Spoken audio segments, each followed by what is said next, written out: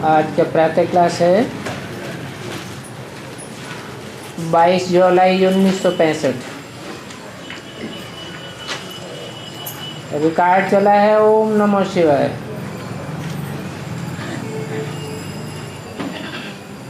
बच्चों को रिफ्रेश होने के लिए ये रिकॉर्ड भी काफ़ी होते हैं, इसलिए यही बात कहते हैं। और तो बहुत ही फर्नीचर आदि घर में लाया जाता है। तुम भी 5-7 रिकॉर्ड घर में रखो। बाल बच्चे पति आदि ये रिकॉर्ड सुने तो भी उनको नशा चढ़ जाएगा। महिमा तो सारी एक बाप की ही है ना, परंतु इस समय उनको कोई जानते नहीं है। और तो मनुष्यों की ढेर महिमा करते रहते हैं, और इनसे कोई आते हैं तो कितने आदमी उनका दर्शन करने जाते हैं। और ये कितना गुप्त आते हैं।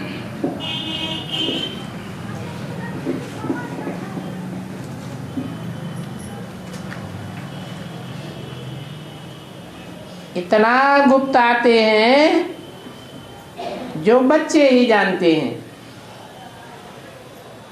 एक ही बाप है जो पतित दुनिया से पावन दुनिया में ले जाते हैं। ये पतित दुनिया है विषय सागर, और पावन दुनिया है क्षीर सागर। तो मीठे मीठे बच्चे, ये भी तुम निश्चय करते हो कि हमको अभी श्रीमत मिलती है।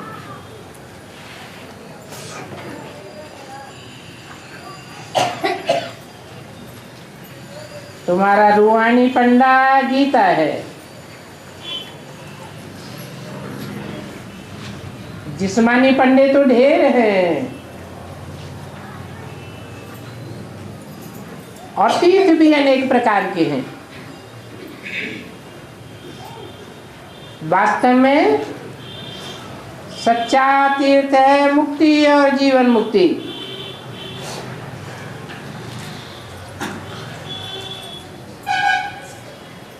मुक्ति और जीवन मुक्ति को पाने के लिए मनुष्य कितने यज्ञ तप तीर्थ आदि करते आए हैं,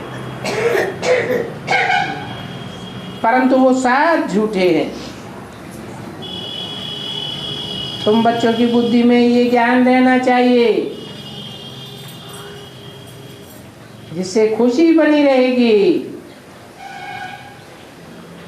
तुम जानते हो जन्म जन्मांतर तुमने कितने तीर्थ आदि किए हैं, परंतु सच्चा तीर्थ तो एक ही है। एक कहो दो कहो, मुक्ति जीवन मुक्ति, और कराने वाला है बाप। वो भक्त लोग समझते हैं ये यज्ञ तप तीर्थ आदि करने से भगवान आवेगा। अच्छा, वो आवेगा तो कहाँ ले जावेगा? जरूर अपने घर ले जावेगा।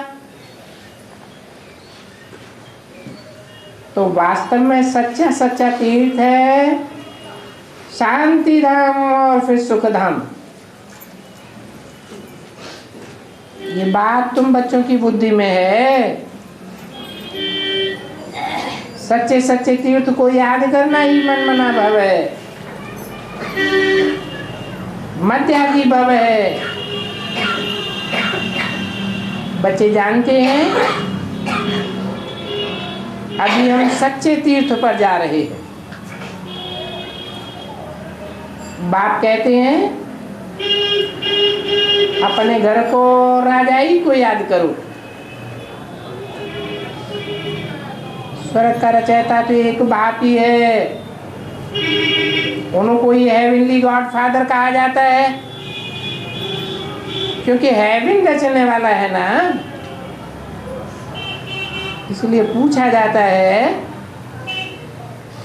हेवनली गॉड फादर से तुम्हारा क्या संबंध है। अगर सिर्फ तुम पूछेंगे गॉड फादर को पहचानते हो तो झट कह देंगे हाँ वो तो सर्वव्यापी है। तो ये भी समझाने की एक युक्ति रची जाती है कि बच्चों को समझाने में सहज हो जाए। बच्चों ने तकलीफें तो बहुत देखी हैं। आधा कल्प 63 जन्म, 63 जन्म कहो अथवा 64 जन्म समझो,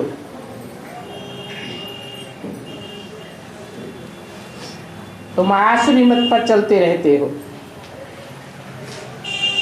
पुरुषार्थ तो किया जाता है अच्छी प्रारब्ध पाने के लिए, परंतु तो आप जानते हो हमारी चढ़ती कला हुई नहीं है, और ही गिरते आए हैं। कितना माथा मारते रहते हैं, और भक्ति मार्ग में भी कितनी मेहनत की है, दर दर भटकते हो। बाप जानते हैं बच्चों ने बहुत मेहनत की है, बहुत तकलीफें उठाई हैं। 63 जन्म बहुत धक्के खाए हैं। जैसे सन्यासी लोग कहते हैं इस दुनिया के सुख कागविष्टा समान है, वैसे तुमने जो इतनी मेहनत की, थोड़ा सा अल्पकाल का सुख मिला तो क्या कहेंगे?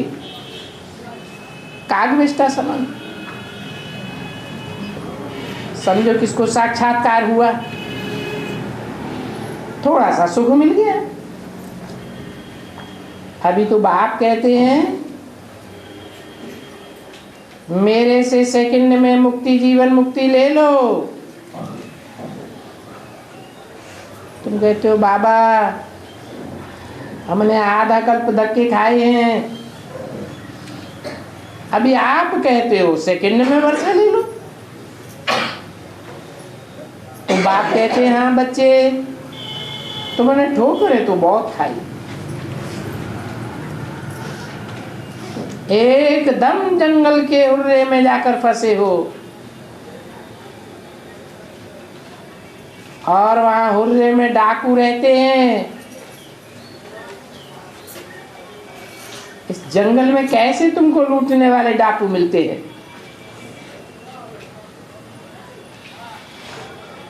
उन डाकुओं में पहला पहला है देह अभिमान। इनके साथ फिर और कितने बड़े बड़े डाकू है। ये आदि मध्य अंत दुख देने वाले नंबर 1 डाकू हैं। परंतु ये बात कोई को पता नहीं है। तुम कहते हो ये बड़े से बड़े डाकू हैं।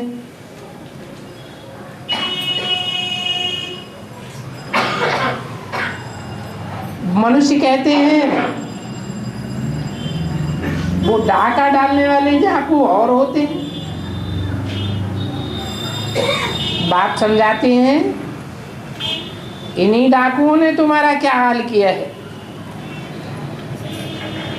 एक दो को काम कटारी मारते हैं,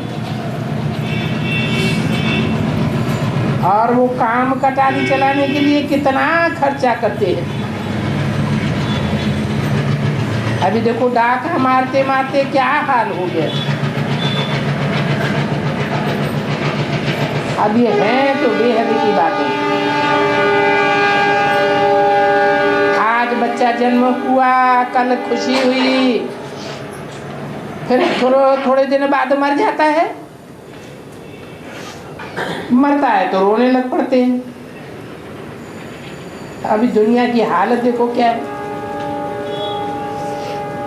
तुम तो जानते हो बाबा आया हुआ है, वो ही एक सदगुरु है। वो झूठे गुरु लोग तो अनेक प्रकार के रास्ते बताते हैं, जप करो, तप करो, दान पुण्य तीर्थ आदि करो। ये सब करने में कितना खर्चा होता है, और यहाँ तो तुम्हारा कुछ भी खर्चा नहीं है। इस मम्मा को देखो क्या इसने खर्चा किया। तो बाप भी कहते हैं सिर्फ माँ एकम याद करो तो तुम्हारे सिर पर जो पापों का बोझा है वो सारा उतर जाएगा। और ये तुम्हारी नई सगाई भी है। जैसे कन्या की सगाई होती है ना,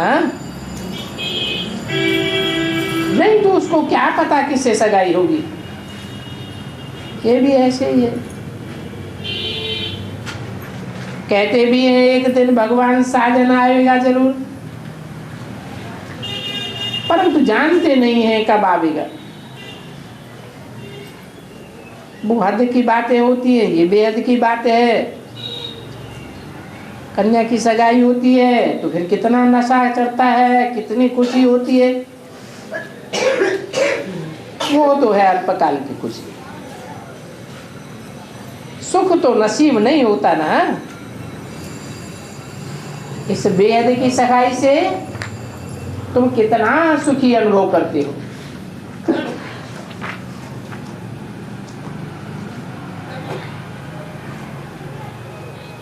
अधूरी मुरली है, अगली वाणी है 30/7/65 की। रिकॉर्ड चला है रात की राही थक मत जाना। मीठे मीठे बच्चे जानते हैं ये गीत कोई यहाँ का बनाया हुआ नहीं है।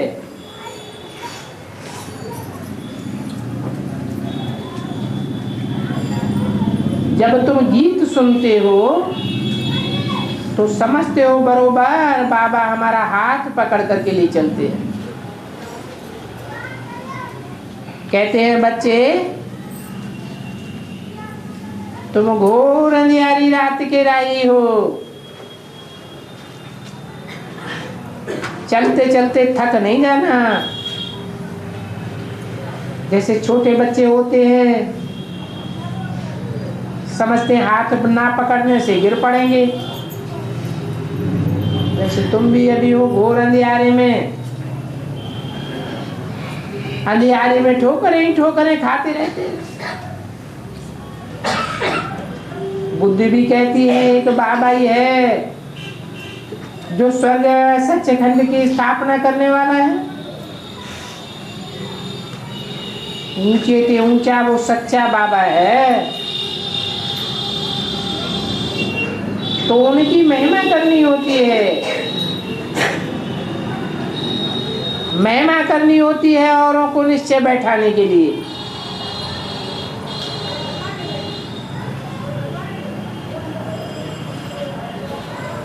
सदगुरु की निंदा कराने से तो निश्चय और ही उखड़ जाता है। तुम जानते हो बाबा है स्वर्ग स्थापन कराने वाला, हेवनली गॉडफादर है ना, हेवन की रचना करते हैं, वो ही तुम बच्चों को पढ़ाते हो। तो हेवनली गॉडफादर यानी हेवन स्थापन करने वाला बरोबर हेवन की स्थापना करते हैं। फिर हेवन का मालिक श्री कृष्ण, वो भी हो गया हेवन रचने वाला। फिर भी रचयिता तो एक बाबा ही है, उनको ही याद करना है। खुशी वर्षा पाना है अर्थात हेवनली प्रिंस बनना है। और प्रिंस सिर्फ एक तो नहीं होगा ना, सतयुग में 8 डायनेस्टी गिनी जाती है। अब ये बात तो तुम्हारी बुद्धि में है। हम बाबा से वर्षा ले रहे हैं, बाबा हेवन का रचयिता है, हम उस बाबा से कल्प कल्प वर्षा लेते हैं।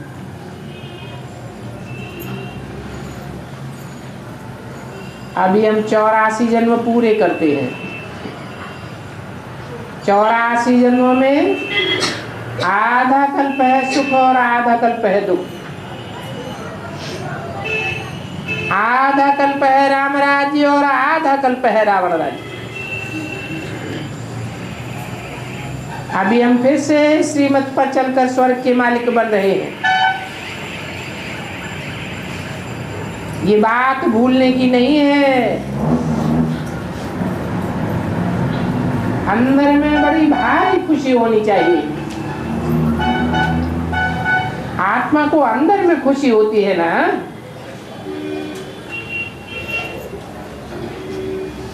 आत्मा की खुशी का, दुख का शकल पर तो आ जाता है ना। इन देवताओं की शक्ल देखो कितनी हर्षित मुख है। जानते हैं वो स्वर्ग के मालिक थे। ये बातें समझाने के लिए बाबा बोर्ड आदि भी बनवाए रहे हैं। तुम जानते हो कि हेवनली गॉड फादर की महिमा अलग है, हेवनली प्रिंस की महिमा अलग है। हेवनली गॉड फादर है रचयिता और हेवनली प्रिंस है रचना।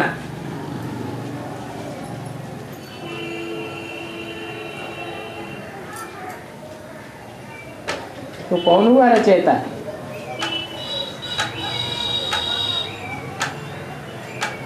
साकार हुआ या निराकार हुआ?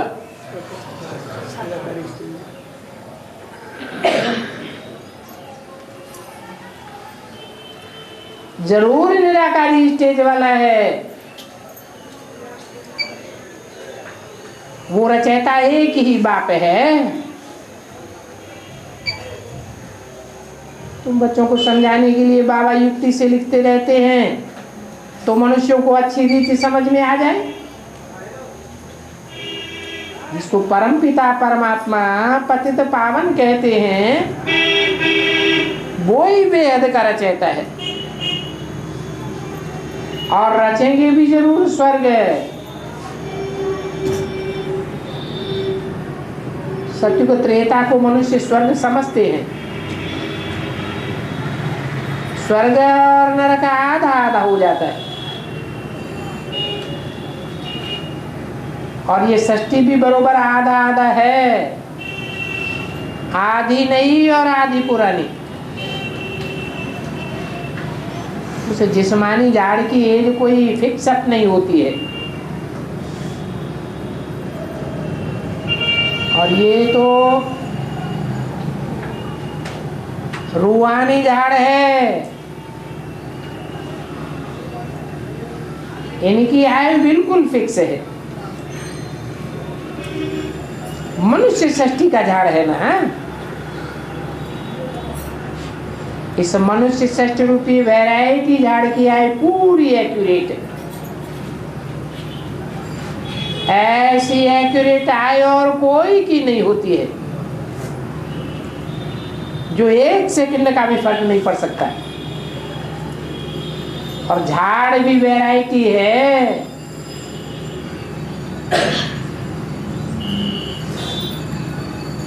वैरायटी सीनरियां हैं,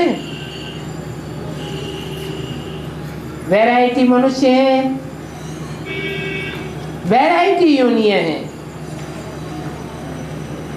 एक्यूरेट बना बनाया ड्रामा है।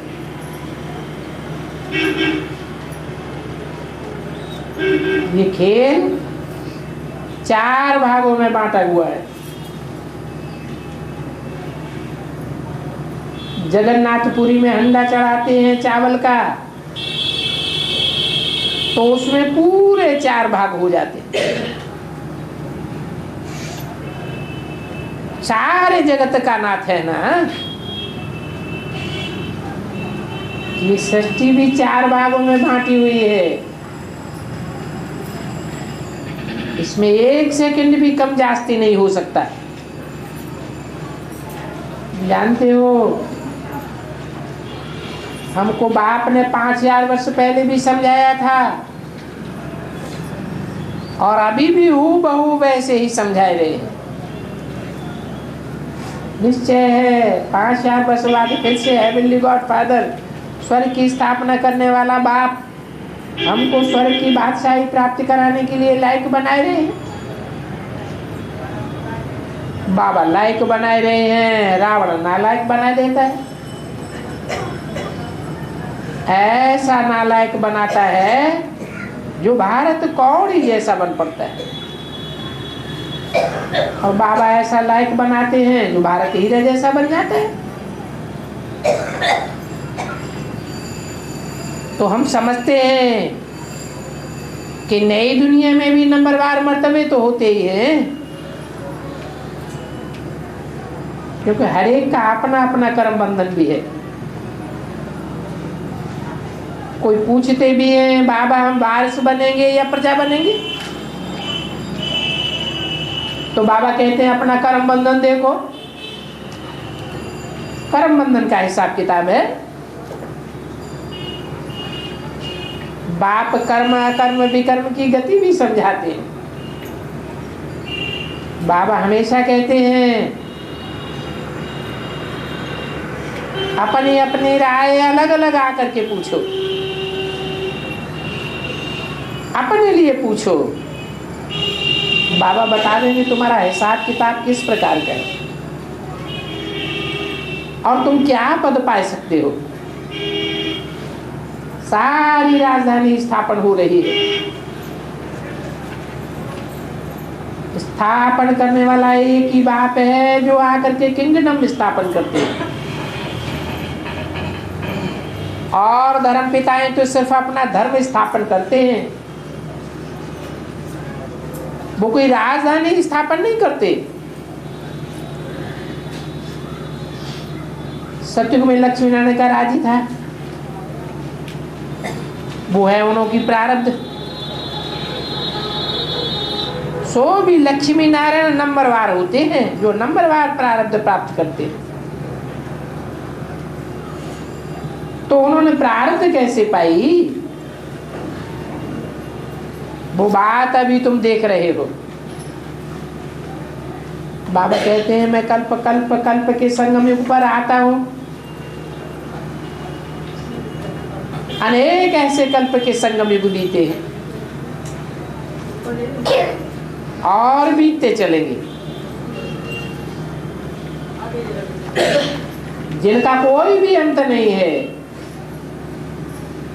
बुद्धि भी कहती है पतित पावन बाप जरूर आवेगा, और आवेगा ही संगम पर,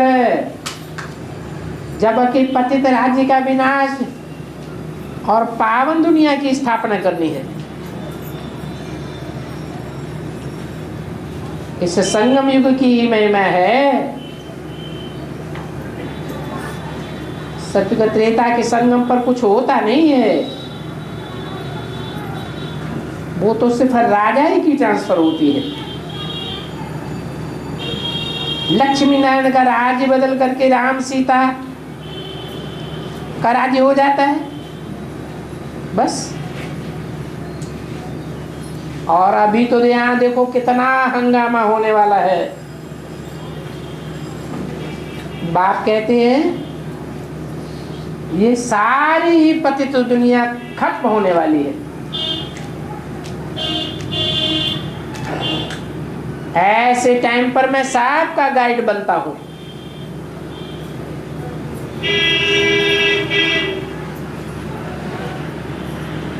कोई का आगे कोई का पीछे, नंबरवार गाइड बनता हूं। 30-65 की वाणी का दूसरा पेज। दुख से लिबरेट कर सदैव के लिए सुख शांति में जाना है। तुम जानते हो हम सुखधाम में जावेंगे। बाकी और धर्मों में कन्वर्ट होने वाले अथवा और धर्म वाले शांति धाम जावेंगे। इस समय मनुष्य कहते भी है मन की शांति कैसे मिले। ऐसे कब नहीं कहेंगे सुख कैसे मिले, शांति के लिए ही कहते हैं, क्योंकि सन्यासियों को मिलती ही शांति है। वो इतने हठ योग आदि सब शांति के लिए करते रहते हैं और सब शांति में ही जाने वाले हैं। बाद में फिर अपने अपने धर्म में आने वाले हैं। उनके धर्मों की भी वृद्धि होनी है। वो अभी स्वर्ग में तो आ नहीं सकते, उनका स्वर्ग में आना इम्पॉसिबल है। तो तुम बच्चों को सारे ड्रामा की नॉलेज है। आधा कल्प है सूर्यवंशी चंद्रवंशी राजधानी, फिर आधा कल्प में और धर्म आते हैं। अभी आदि सनातन देवी देवता धर्म का कोई भी नहीं है।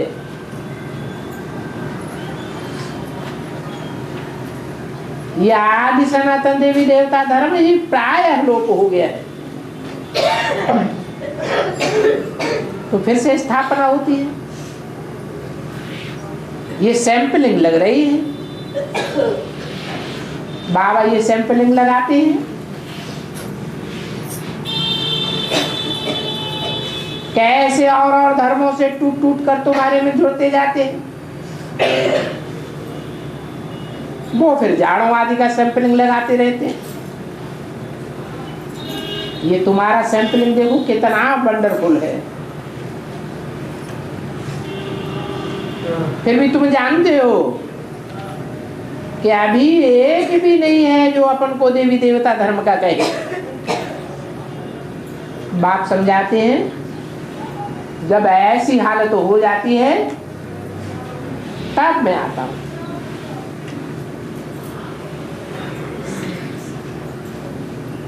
और ऐसी नई दुनिया कौन स्थापन करते हैं, उनका नाम भी प्रायः लोप हो जाता है। नाम ही बदल करके रख दिया है। क्या रख दिया है? कृष्ण नाम रख दिया है। तो अभी तुम समझते हो शास्त्रों में देखो क्या क्या लगा हुआ है। और अभी भी आप क्या समझाते हैं? बाप कहते हैं ये गीता, ये भागवत आदि जो भी शास्त्र हैं, इनमें कोई भी सार नहीं है। इनमें से भी सार की बातें मैं आकर के बताता हूं। तुमको इन शास्त्रों से कुछ भी मिलने वाला नहीं है। ये शास्त्र आदि पढ़ते पढ़ते तुम पूरे पतित तमो प्रधान बन गए। तो मैं अभी आकर इन सब शास्त्रों का राज समझाता हूं।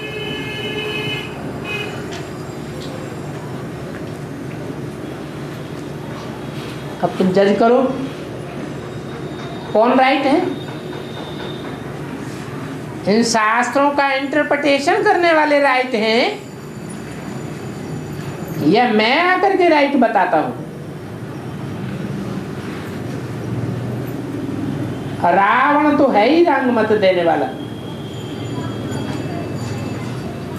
अनेक प्रकार के मनुष्य हैं, अनेक प्रकार की इंटरप्रिटेशन है। इसलिए रॉन्ग अनराइटियस इंटरप्रिटेशन कहा जाता है।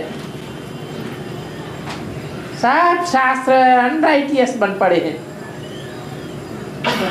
एक बाप ही है राइटियस, वो सच्चा बाबा है। तो सच्चा बाबा जरूर सच ही बतलावेंगे। सच्चखंड बनाने के लिए सच्चा ज्ञान बताते हैं।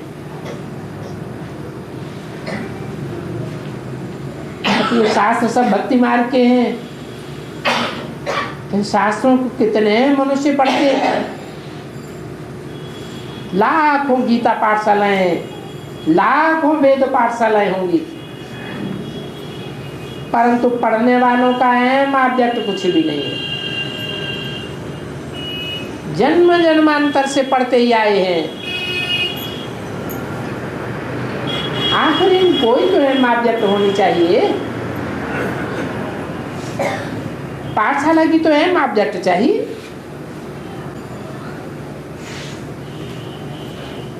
शरीर निर्वाह तो पढ़ते हैं, अहम ऑब्जेक्ट होती है। वो जो कुछ पढ़ते हैं, सुनाते हैं, उससे उनका शरीर निर्वाह चलता है। बाकी ऐसे नहीं कि मुक्ति, जीवन मुक्ति कोई पा सकते हैं अथवा कोई भगवान को पा लेते हैं। नहीं, मनुष्य भक्ति करते हैं भगवान को पाने के लिए। भक्ति मार्ग में साक्षात्कार भी हो जाता है। साक्षात्कार हुआ तो समझते हैं बस हमने भगवान को पा लिया, और उस साक्षात्कार में खुश हो जाते हैं। बेचारे भक्त भगवान को तो जानते ही नहीं। समझते हैं हनुमान में, गणेश में, सब में भगवान है। पूरा सर्वव्यापी का ज्ञान बुद्धि में बैठा हुआ है। बाबा ने समझाया है, अब जो जिस भावना से जिसकी भक्ति करते हैं वो भावना पूरी करने के लिए मैं साक्षात्कार करा देता हूँ, तो वो समझते हैं बस हमको भगवान मिल गया, कितने खुश हो जाते हैं। अब तुम बच्चे समझते हो ये भक्त माल तो है ही अलग, और ज्ञान की माला अलग है। उस ज्ञान माला को कहते हैं रुद्रमाला, और वो है भक्तमाल। जिसने जास्ती ज्ञान पाया उनकी ज्ञान माला है, और वो है भक्ति करने वालों की माला। भक्ति करने वाले भक्ति के ही संस्कार ले जाते हैं, तो फिर भक्ति में चले जाते हैं। वो संस्कार एक जन्म साथ चलते हैं, ऐसे नहीं दूसरे जन्म में भी होंगे नहीं। और तुम्हारे ये ज्ञान के संस्कार तो अविनाशी बन जाते हैं, जन्म जन्म के लिए बन जाते हैं। इसलिए बाप कहते हैं ये ज्ञान रतन तुम्हारे लिए स्थूल रतन बन जाएंगे। इस समय तुम जो वो वर्षा पाएंगे, इस संस्कार अनुसार जाए राजा रानी बनते हैं। राजा रानी बनते हैं, फिर धीरे धीरे कला कमती होती जाती है। अभी तुम बीच में हो, तुम्हारी बुद्धि वहां लटकी हुई है। बैठे भले हम यहाँ हैं, परंतु बुद्धि योग हमारा वहां लटका हुआ है। तो आत्मा को ज्ञान है, अभी हम जा रहे हैं, बाबा को ही याद करते हैं। अभी हमारी आत्मा पार हो रही है, शरीर को तो हम इस किनारे ही छोड़ देंगे।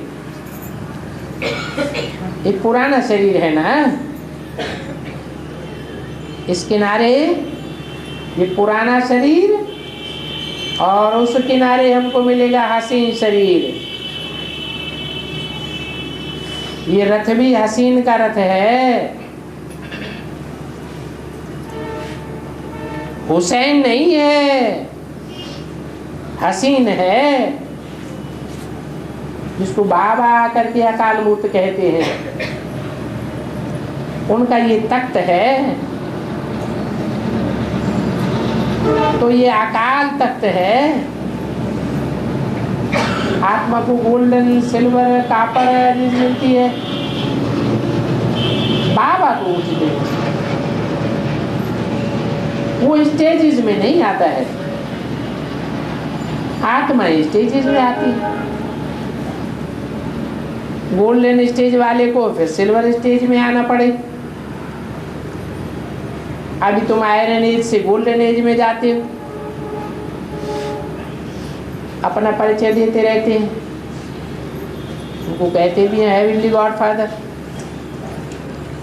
उनका अलौकिक दिव्य जन्म है, खुद बतलाती हैं मैं कैसे प्रवेश करता हूँ। इस प्रवेश करने को जन्म नहीं कहेंगे। जब समय पूरा होता है तो फिर भगवान को स्वयं ही संकल्प उठता है नई सृष्टि रचने का। तो ड्रामा में उनका पार्ट है।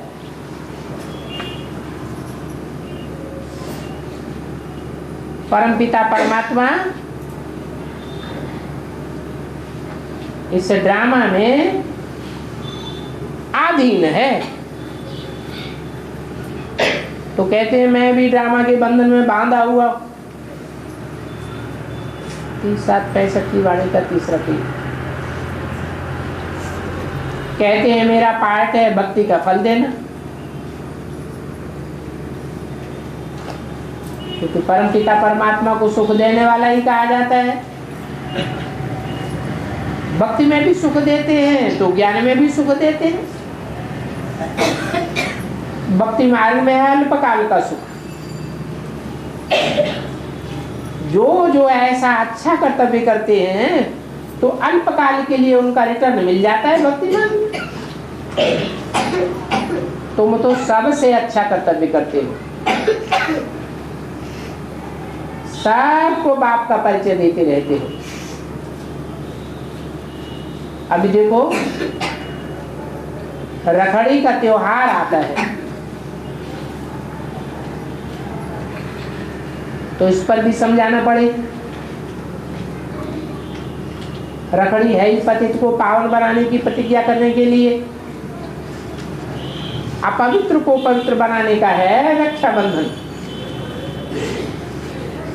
तो तुमको पहले परिचय देना है पतित पावन बाप का। जब तक वो बाप ब्राह्मण वेश में ना आवे तब तक मनुष्य पावन न बन सके। पहले रखड़ी बंधन बांधते थे ब्राह्मण, अभी ब्राह्मण उतना नहीं बांधते हैं। ये रस्म संगम युग से चलती है। तुम जानते हो एक बाप के सिवाय तो कोई पावन बना ही नहीं सकता।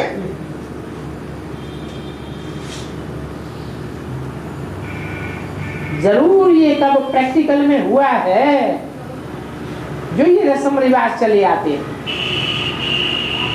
अभी प्रैक्टिकल में देखो हम बी के कुमार कुमारियां रखड़ी बंधन बांध करके पवित्र रहते हैं। तो ये जनेऊ, ये कंगन आदि ये सब पवित्रता की निशानी है। पावन बाप कहते हैं काम महाशत्रु है, अब मेरे साथ प्रतिज्ञा करो कि हम पवित्र रहेंगे। बाकी कोई कंगन आदि नहीं पहनना है, जनेऊ आदि धारण करने की बात नहीं है। बाप तो कहते हैं प्रतिज्ञा धारण करो। मुझे 5 विकार दान में दे दो।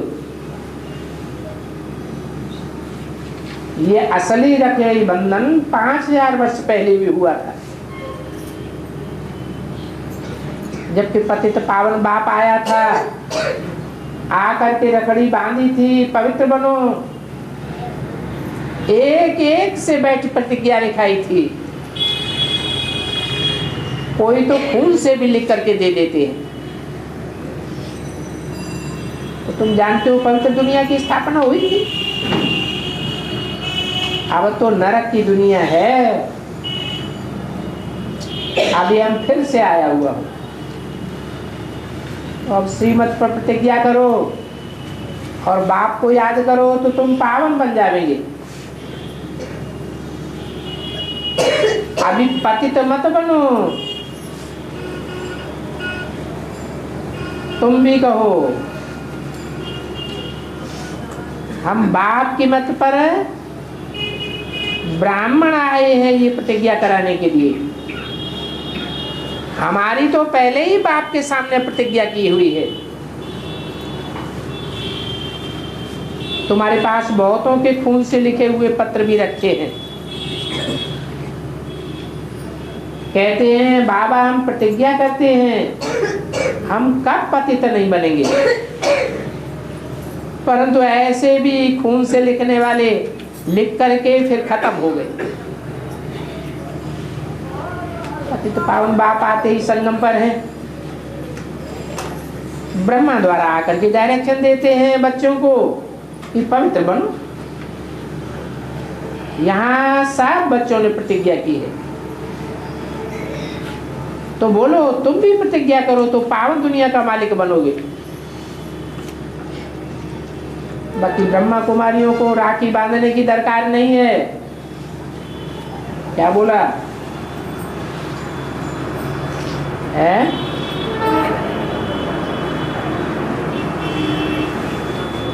राखड़ी कौन बांधते थे पहले भक्ति मार्ग में? ब्राह्मण बांधते। बाद में क्या हुआ? बहनें भाइयों को बांधने लगी। रस्म रिवाज कहाँ की बदली? संगम युग ये रस्म रिवाज बदल पड़ती है। बाप कहते हैं मैं रखड़ी बंधन बांधता हूँ। ब्रह्मा कुमारियों को राखी बांधने की दरकार नहीं है। भाई और बहन दूसरों को बांधते हैं कि पावन बनने की प्रतिज्ञा करो, तब ही बाप से वर्षा मिलता है और बेहद का वर्षा मिलता है। तुम पवित्र ब्राह्मण बनो तो फिर देवता बन जाएंगे। हम ब्राह्मणों की तो पहले ही प्रतिज्ञा की हुई है बाप के सामने। वो प्रतिज्ञा पत्रों की एल्बम भी दिखानी चाहिए। ये रखड़ी बंधन की रस्म कब शुरू हुई थी? अभी संगम पर शुरू हुई है।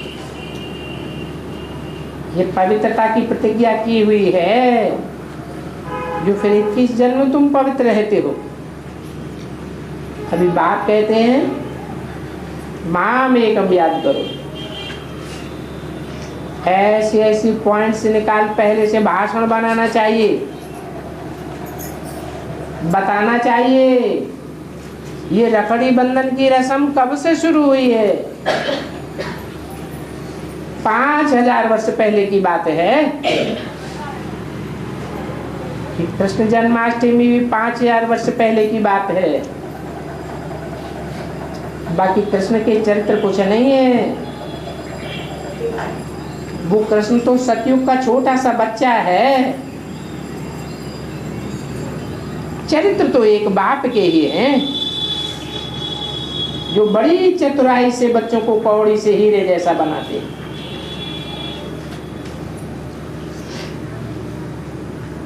बलिहारी उस एक बाप की है। और कोई का बर्थडे मनाना कोई काम का नहीं है। बर्थडे एक ही परमपिता परमात्मा का मनाना चाहिए बस। मनुष्य तो कुछ भी नहीं जानते। कह देते हैं कण कण में भगवान है, तो कण कण का बर्थडे मनाओ। फिर कह देते हैं नाम रूप से न्यारा है।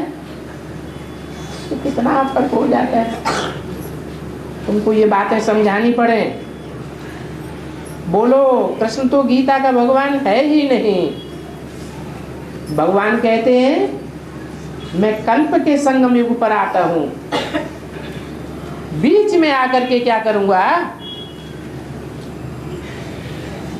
बाकी ऐसे नहीं है कि कृष्ण कोई रात के 12 बजे जन्म लेंगे। नहीं, कृष्ण का जन्म कब होता है?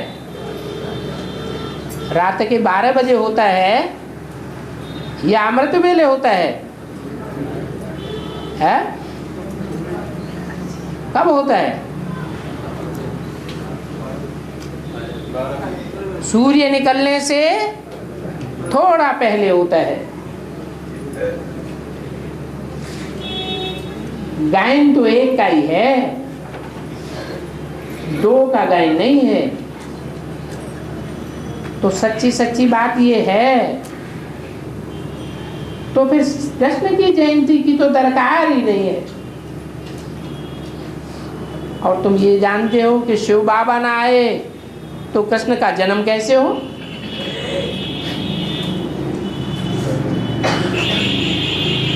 तो महिमा एक की है, सबका सदगति दाता वो एक है। इसलिए कोई याद करो, क्योंकि इस समय सब दुर्गति में, सब कब्र दाखिल हुए पड़े हैं। ज्ञान सागर के बच्चों को रावण ने भस्म कर दिया है। मैं आए ज्ञान बरसाता हूँ, और सागर के बच्चे तो सब हैं। सबको जला करके रावण ने खाक कर दिया। ज्ञान अमृत की वर्षा से जयकार हो जाती है।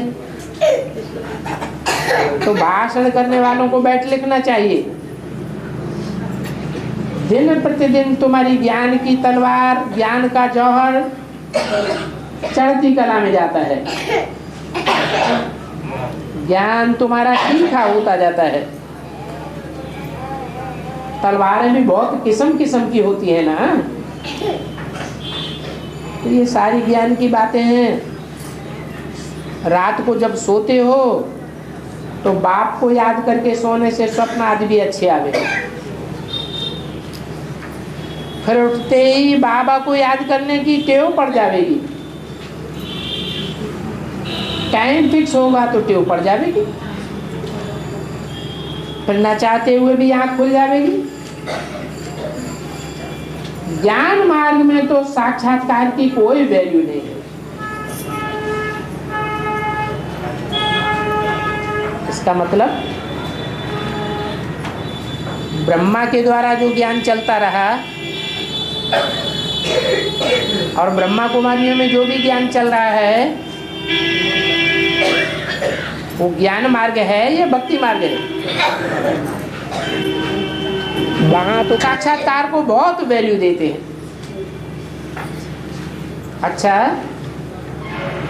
मीठे मीठे सिकिल दे फिर से आकर के मिले हुए ज्ञान सितारों प्रति बाप दादा का याद प्यार, गुड मॉर्निंग।